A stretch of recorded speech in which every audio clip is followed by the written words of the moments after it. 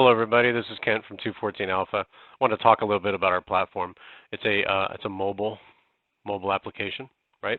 And it's for communities, exclusive communities.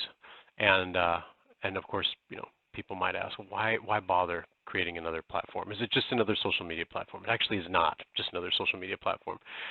It's a platform that enables exclusive communities to launch and sustain themselves economically on their terms. So they don't have to be a charity. And I can give some examples of that. It could be a homeschool community, community of those who are providing education at home, or it could be a charter school. It could be a small town business community. It could be a neighborhood within a small town. It could be a neighborhood within a large town. It could be people that are doing buy-sell trade for children's clothing. It could be vegans who just want to assure that every financial transaction that they engage in, all purchases and sales and everything, are only with those who share their values as it pertains to animal rights. And again, the benefit is that this platform enables them to generate their own financial self-sufficiency. And the way that we do that is actually interesting. There's three dimensions of that. One of them is that we really limit what's called fiscal leakage. Fiscal leakage is what happens when transaction fees are leached from your community and never come back. And I can actually use a really good example of that. Let's say that you and your community, let's say that you buy and sell and trade children's clothing or resell, and you use Amazon Marketplace and use Visa, which is pretty common. People do that, or they'll do eBay, or they'll do whatever else. So let's say there's 250 people in your community, and the average transaction size is $25, and you do 3 transactions a month. That's $39,875 in transaction fees that go to Amazon and Visa, and they never come back. That leaches value out of your community.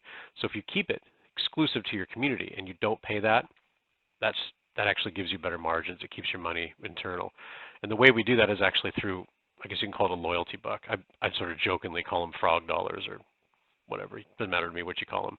Behind the scenes is using some pretty sophisticated technology, but you don't really need to know that. It enables that money to stay local by just basically using a loyalty buck. So that's one of the ways is we limit the fiscal leakage. The second way we do so is that it is a commerce platform. It's white labeled actually. We private label our platform. So if it is being used by a buy-sell trade community or homeschoolers or whatever, the app itself ends up having, the mobile app ends up having their brand on the product, not ours, downloadable from the Google Play or the Apple iTunes Store. And for whoever we're working with, our customer, they actually get transaction-based revenue. The transaction fees are lower than what you would normally have to pay with Amazon or Visa or whatever, but then you end up getting a pretty good chunk of that, and that turns into profit, which enables you to pay for the platform in the first place because you're basically running a commerce platform within your community. And we share that because that actually creates a reason for us to work closely with you to grow and diversify your economy. We don't just throw it over the wall. We're actually working very closely to grow your economy.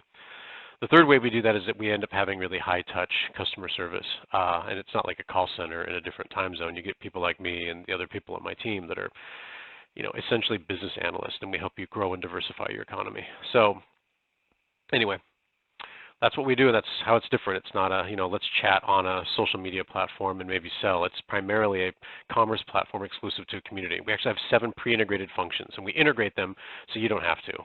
Most people will put together a hodgepodge of different technologies to support a community, and man, they're not IT people, and they don't want to maintain that stuff. So we put it all within a single application. First one's digital identity. We do that to, make sure you don't have fake accounts. That would screw up the trust of the community, and it's a fairly significant investment in stopping fraud, right? The second thing is communication, secure chat-based communication, enabling you to, correspond with 2 or more people. Third thing is commerce, buy, sell, trade, auction, pay, barter, loan, payment plan, subscription. There's a lot of sophisticated commerce options that are built in there. The fourth capability is banking. Enables you to send and receive digital currency, the frog dollars. You can do that at the point of sale in front of the cash register, beep, pay them, or you can just send it electronically. Also holds deeds or titles in the wallet, which enables you to use collectibles that could be for sale. Also includes crowdsourced funding and microcredit loans. Again, so you can fundraise within the community for the community. The fifth capability is reputation.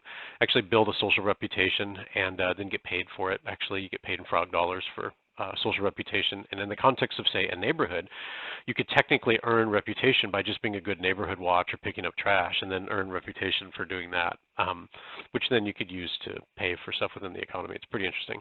And it's also a really important part of fraud. You can't use fake accounts to defraud the reputation engine, and there's some pretty cool stuff in there. Next one is arbitration. That actually does dispute resolution, and again, that's built into the platform, uses common law precedent, so it's admissible in court, but you don't need to. Final one is governance, because this is a self-maintaining community, right? They got to be able to run their own affairs. So, that takes the form of roles and responsibilities, policies and procedures, access and permissions. It's making sure that people do what they said they're going to do and holding them to it.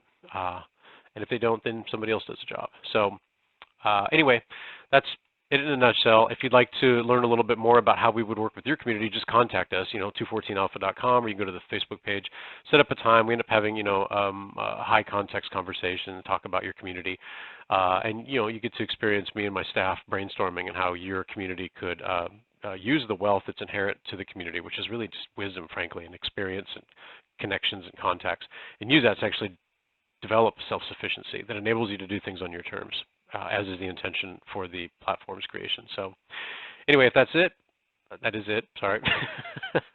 Hope you all have a good weekend, or it's Sunday, so hope you have a good week. Cheers.